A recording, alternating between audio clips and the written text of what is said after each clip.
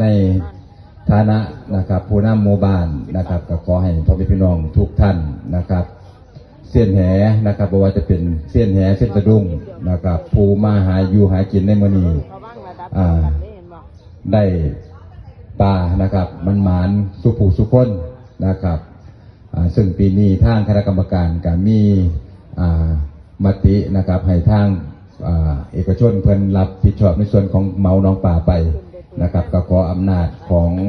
องค์ปู่รักบ้านนะครับดลบันดาลให้พ่อแม่พี่น้องของเฮานะครับได้หมานทุกคนผู้ลงจับปูจับปลานะครับก็ให้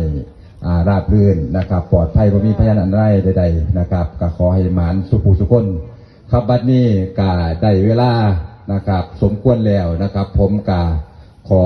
นะครับเปิดทำการลงจับป่าบ้านหนองสลาหน้าบ้านนี้ครับผม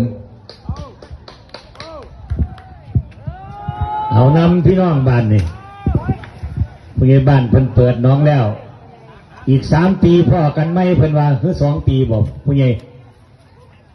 อีก2 ปีพ่อกันไหมเด้อพี่น้องบ้านนี่อันนี้2 ปี10 เดือนเหมือนว่าผู้ใหญ่บ้าน2 ปี10 เดือน2 ปี10 เดือนหรือ9 เดือนนี่ล่ะจังได้ลงโดยเฉพาะยิ่งกับปานินล่ะพี่น้องเป็นพระเอกเด้อเพิ่นว่า